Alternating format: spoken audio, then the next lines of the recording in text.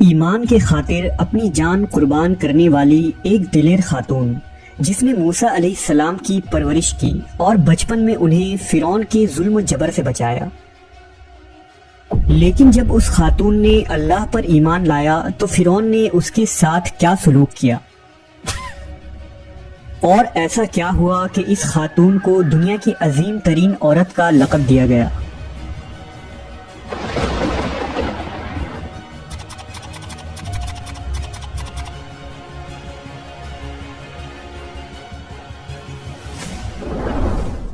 فرعون مصر کا ایک ظالم و جابر بادشاہ تھا۔ اس نے مصر میں آباد قوم بنی اسرائیل کو غلام بنا رکھا تھا اور ان پر ظلم کے پہاڑ توڑتا تھا۔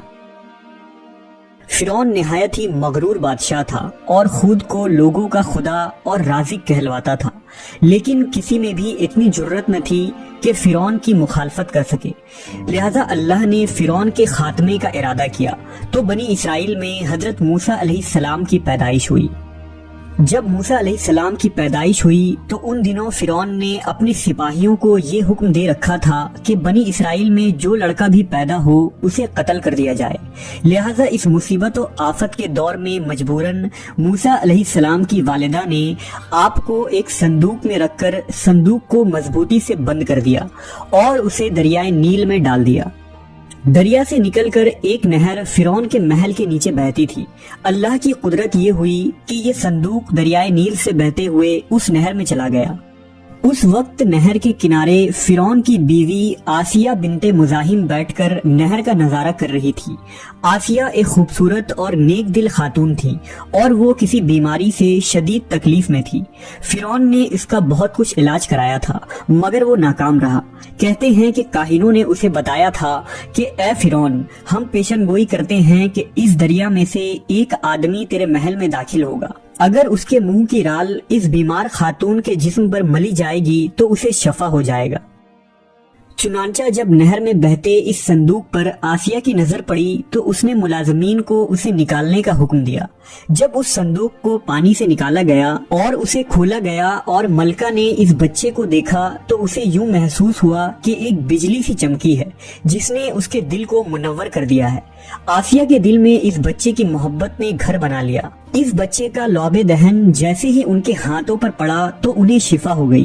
فرعون کی بیوی آسیہ کی بدن سے کوئی لڑکا نہ تھا اور وہ بے اولاد تھی، لہذا اس پاک دل خاتون کی ممتا جاگ اٹھی اور اس نے موسیٰ علیہ السلام کو گود لے لی۔ اس طرح اللہ کی قدرت سے موسیٰ علیہ السلام کی پرورش اسی فرعون کے محل میں ہوئی جس نے آپ علیہ السلام کے ہاتھوں سے ہلاک ہونا تھا۔ دراصل لفظ فرعون اس دور میں مصر کے بادشاہ کا لقب ہوا کرتا تھا۔ موسیٰ علیہ السلام کے قصے کے سلسلے میں دو فرعونوں کا ذکر آتا ہے، ایک وہ جس کے زمانے میں آپ پیدا ہوئے اور جس کے گھر میں آپ نے پرورش پائی، اور دوسرا وہ جس کے پاس آپ ایمان کی دعوت اور بنی اسرائیل کی آزادی کا مطالبہ لے کر گئے اور جو سمندر میں غرق ہو گیا۔ لہذا بی بی آسیہ کا خاوند جس نے موسیٰ علیہ السلام کو اپنے محل میں رکھا، اس فرعون کا نام رامسس ثانی بتایا جاتا ہے۔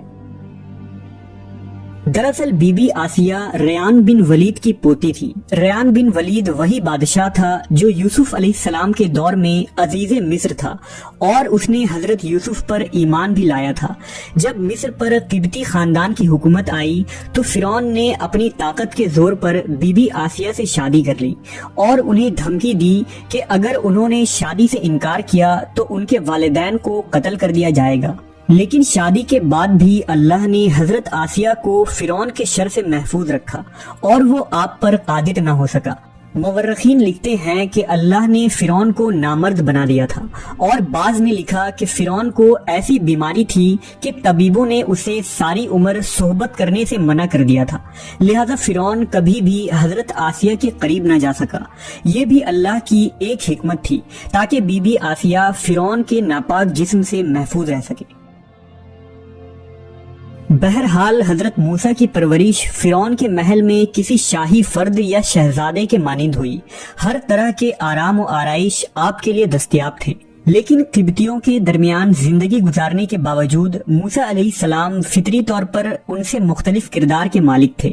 حضرت موسیٰ فرعون کے غرور و تکبر اور خدائی کے دعووں کو ناپسند کیا کرتے تھے اور ہمیشہ توحید کے متعلق واضح بات کیا کرتے جو فرعون اور اس کے درباریوں کو ناگوار گزرتی تھی۔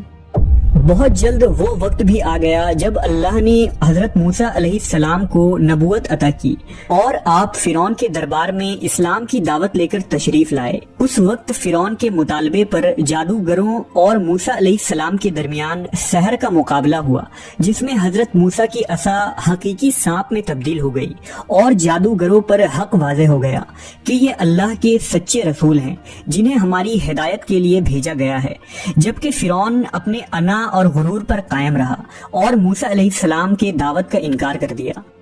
اسی دربار میں بی بی آسیہ بھی موجود تھی، لہذا آپ نے جب یہ سنسنی خیز منظر دیکھا تو آپ کے دل میں فوراً حق کا نور چمک اٹھا اور آپ موسیٰ علیہ السلام پر ایمان لے آئیں۔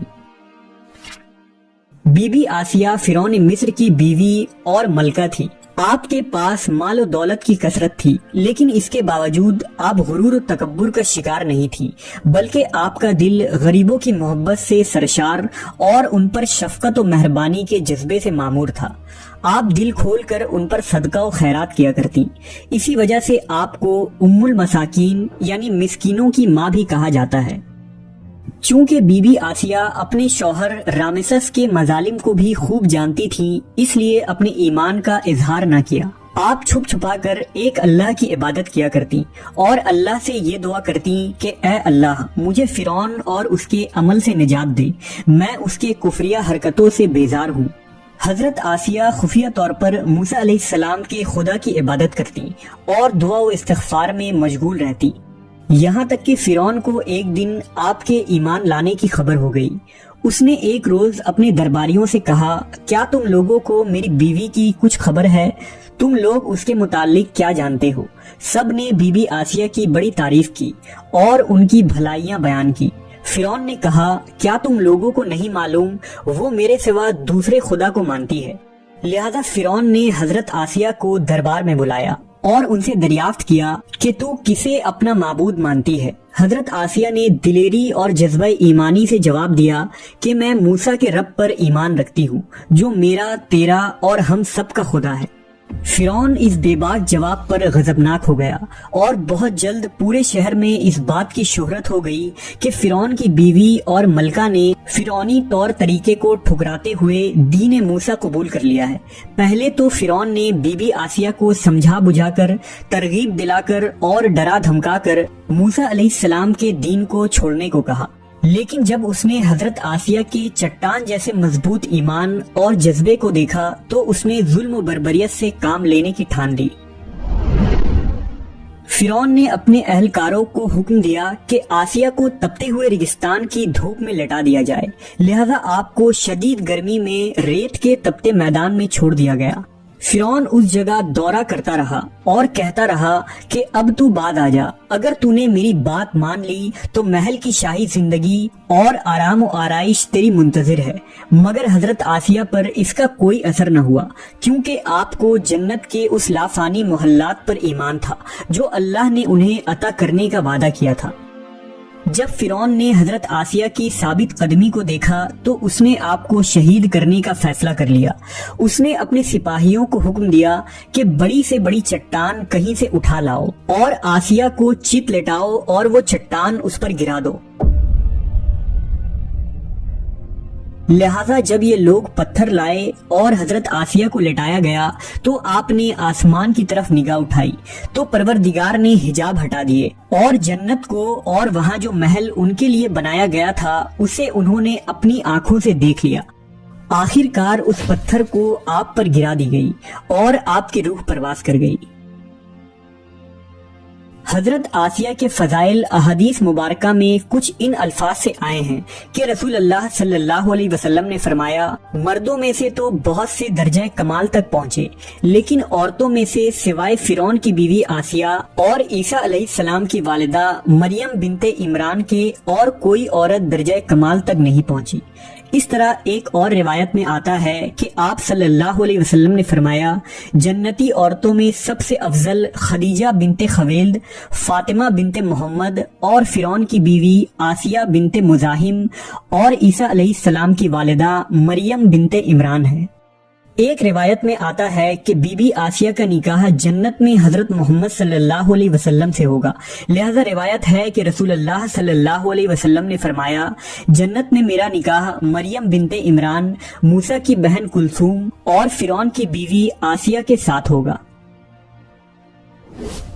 ہم نے دیکھا کہ حضرت آسیہ ایسی حکومت کے ساتھ، ایسے دربار کے اندر اس قدر مال و دولت، اطاعت گزار غلام اور کنیزوں کے ساتھ میں ایک بہترین زندگی تھی، لیکن انہوں نے حق کو قبول کیا اور موسیٰ علیہ السلام کے دین پر ایمان لے آئی، حالانکہ انہیں معلوم تھا کہ ایمان لانے کی وجہ سے ان کی تمام خوشیاں اور مقام و منصب چھن سکتا ہے، یہاں تک کہ جان بھی جا سکتی ہے، لیکن آپ نے حق کو قبول کیا اور اپنے گزشتہ اعمال پر توبہ کر لی۔ بلا شبہ توبہ کرنا اور ایمان پر مضبوطی سے قائم رہنا کوئی آسان عمل نہیں، لیکن جو شخص بھی اس دنیا کی مشکلات سے گزر کر اللہ کی اطاعت کرے گا اور انسانوں کے بجائے اللہ سے ڈرے گا تو آخرت میں اس کے لیے بہترین لافانی زندگی ہے۔